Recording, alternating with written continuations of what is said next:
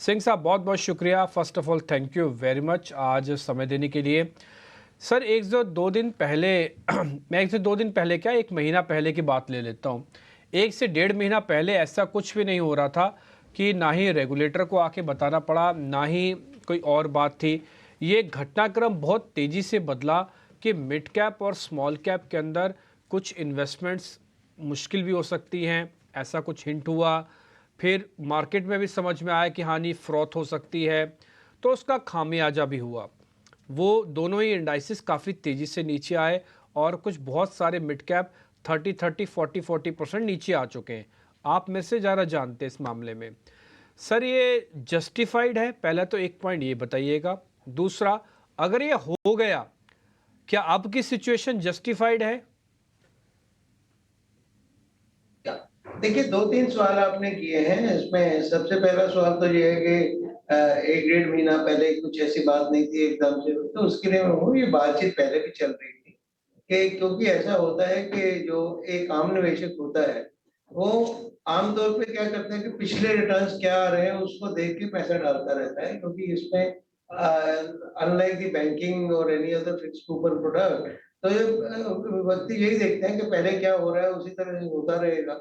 तो जो रेगुलेटर है वो इसके बारे में कंसर्न तो था पहले भी, और कंसर्न होना बिल्कुल वाजिब भी है, क्योंकि उनका ये एक उनकी रिस्पॉन्सिबिलिटी है कि वो एक इन्वेस्टर का, स्मॉल इन्वेस्टर का पैसा वो उनको गाइड करते रहें कि किस तरह से। परंतु एकदम से जो होना, वो तो ये वर्ड फ्रोथ जो है वो उसके ऊपर मैं कुछ कमेंट नहीं करूंगा। परंतु ये है कि डिमांड सप्लाई का भी होता है। मार्केट में 3-4 चीजें होती हैं। एक तो चीज होती है कि आपके फंडामेंटल्स जो कितने स्ट्रांग हैं और प्रॉफिटेबिलिटी के हिसाब से आपको कितना इसका वैल्यूएशन मिलना चाहिए। दूसरा, डिमांड सप्लाई का भी इशू रहता है कि डिमांड बहुत ज्यादा है एक पर्टिकुलर क्लास में और सप्लाई उतनी है नहीं, आइडियाज उतने हैं नहीं। तो उसके लिए एक चेतावनी देनी या एक सावधानी बरतनी एक बहुत अच्छा चीज है। परंतु एक मुफ्त जो एक तरफ से एक दिन में या 2 दिन में एकदम गिरावट आई, उसके लिए ऑफ कोर्स जो जिन बंदों ने उन 2 दिन में पैसा लगाया, वो उनको लगेगा कि एकदम से बहुत गिरावट होगी। परंतु over the period of time the corrections are always very very healthy. Corrections होनी भी चाहिए ताकि जो वो लोग साइडलाइन पे बैठे हैं उनको अंदर आने का मौका भी मिलना चाहिए। जैसे आपने देखा कि 2 दिन की गिरावट के बाद आज बाजार फिर संभल रहा है। तो ऐसी नहीं है कि इंडिया ग्रोथ स्टोरी में कोई चेंज हो गया है या लोगों का विचार बदल गया है। बल्कि मैं तो ये कहता हूँ कि जैसे जैसे गिरावट थोड़ी आती है, करेक्शन होती है, तो लोग सोच रहे होते हैं उनको अंदर आने का मौका मिलता है। Any we should not be worried about this. The corrections are part and parcel of the game, और ये कभी तो होना ही था। परंतु इसमें ज्यादा चिंता तब होनी चाहिए जब अगर मार्केट एक ही तरफ बढ़ती रहे। तो जो एक तरफ का एक जो रुझान चल रहा था, उसमें थोड़ी जो कमी आई उसके लिए सही है। परंतु एक चीज लोगों को समझना बहुत जरूरी है कि अगर आप मिड कैप, स्मॉल कैप, जिसके बारे में आपको ज्यादा मालूम नहीं है, तो उसके लिए बहुत जरूरी है कि इसके बजाय कि इसके कि वो खुद ही जाके मार्केट में किसी शेयर को उठाएं, they should come through mutual funds in general and see. क्योंकि म्यूचुअल फंड जब भी पैसा लगाता है वो रिसर्च करके ही लगाता है। और अमूमन जब गिरावट ऐसी आती है तो म्यूचुअल फंड स्कीम इंडेक्स से कम गिरती है, और ऐसा देखा भी गया है। तो इसलिए मैं तो यही, इसमें मेरे को कुछ चिंता की बात नहीं नजर आती।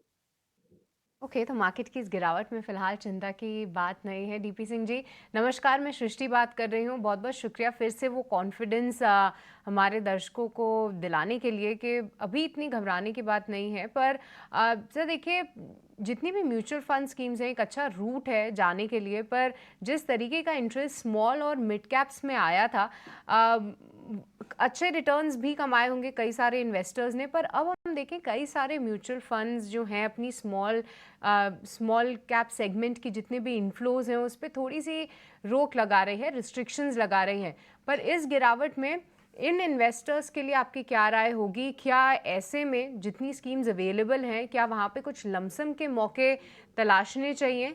और साथ ही सेक्टर स्पेसिफिक भी सर नज़रिया दीजिए। देखिए, इस गिरावट में कुछ अपॉर्चुनिटीज़ भी ज़रूर बनकर आती हैं, तो आपको क्या लगता है ऐसे कौन से सेक्टर्स हैं जहाँ पे अभी भी इन्वेस्टर्स के लिए कुछ मौके हैं? जी, ये आपने बिल्कुल सही बोला कि अभी भी मौके बहुत हैं, इसमें ऐसा नहीं है कि मौके नहीं है, परंतु एक चीज़ जो है, जो आप बात कर रहे हो कि लोगों ने एक उस पे बार लगाई है या एंट्री लेवल थोड़ा कम किया है म्यूचुअल फंड में। मैं आपको ये बताना चाहूँगा कि हमने एसबी म्यूचुअल फंड में 2017 से ही लमसम पैसा देना बंद कर दिया। हमारे पास जो भी पैसा आ रहा है वो सिर्फ एसआईपी रूप से आ रहा है, जो कि मैक्सिमम 25,000 रुपए की तक की हम देते हैं। तो इसका बेसिक कारण यही है, वो जो डिमांड सप्लाई की बात मैंने पहले की, कि जब डिमांड एक कैटेगरी में, एक क्लास में बहुत ज्यादा आ जाता है और सप्लाई उतनी नहीं होती, तो वो फ्रॉड पैदा होने के चांसेस हो जाते हैं। तो ये जो चेतावनी या ये एक जो रेगुलेटर ने एक सुझाव दिया है, या जो एमफी ने म्यूचुअल फंड को बोला है इसको थोड़ा रोकने के लिए, वो इसीलिए ताकि आम निवेशक का, एक कॉमन निवेशक को एक ये मैसेज दिया जा सके कि एकदम से पैसा डालने की जरूरत नहीं। और दूसरा ये जो है कि जहां जहां पे भी अभी आज की डेट में जिन लोगों ने नहीं किया और जहां पे भी पैसा डाल सकते हो, तो ये देखिए, ये हर एक व्यक्ति का अपना अपना डिसीजन होता है, परंतु message is loud and clear. Don't go whole hope for mid cap and small cap fund, they are good, they will good give good return, परंतु बहुत सारा पैसा अगर उसमें आ जाएगा तो हो सकता है कुछ उसमें जो गिरावट या उसमें करेक्शंस आने वाले टाइम में ऑनगोइंग बेसिस पे वॉलेटिलिटी बहुत ज्यादा हो जाए। तो उससे बचाव के लिए एक सुझाव दिए, परंतु हर तरह के निवेशक बाजार में है, कोई बहुत ज्यादा अग्रेसिव है, कोई बहुत ज्यादा रिस्क लेने के लिए तैयार बैठे, तो उनको कोई कैपिटल मार्केट में कोई रोकने का वो नहीं है। हम तो म्यूचुअल फंड की तरफ से एक ये जो मैसेजिंग होती है, बाय स्टॉपिंग द फ्लोज और by giving a message bye these action, yes, hold on, give, put in money in a staggered way. So that we are doing as responsible manufacturers, and we expect the investors also to behave responsibly for their own money. This is in their own interest.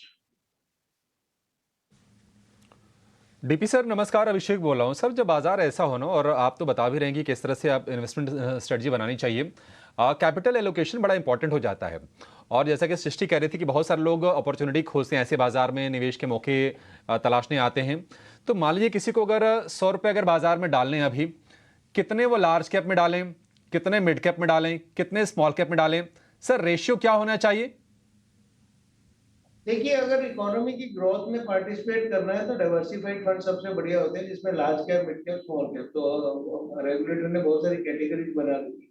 तो आज की date में ये जो हमारे multi cap या flexi cap fund है, अगर पूरे का पूरा पैसा आपको इक्विटी में लगाना है तो वो बहुत बढ़िया है। तो अदरवाइज हम ये कहते हैं कि जिस लेवल पे मार्केट आज है, तो मल्टी एसेट एलोकेशन फंड और बैलेंस एडवांटेज फंड, जो कि समय के हिसाब से, मार्केट फंडामेंटल्स के हिसाब से इक्विटी में फ्लो को चेंज करते रहते हैं on the basis of some parameters, on the basis of some models, तो वो सबसे बढ़िया है एक इन्वेस्टर के लिए।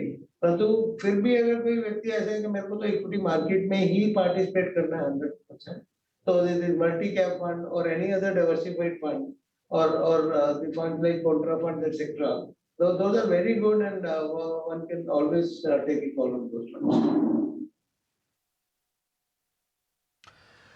ठीक है सिंह साहब, बहुत बहुत शुक्रिया, थैंक यू वेरी मच। आज आपने टाइम निकाला, हमसे बातचीत की, हमारा कॉन्फिडेंस भी बूस्ट किया और अपने इंटेलिजेंस से सब लोगों को गाइड भी किया कि क्या करना चाहिए। बहुत शुक्रिया sir, thank you very much. जल्दी आपसे वापस मुलाकात होती है। बहुत बहुत शुक्रिया सर, अपनी सेहत का ध्यान रखिए। बहुत शुक्रिया sir, thank you very much.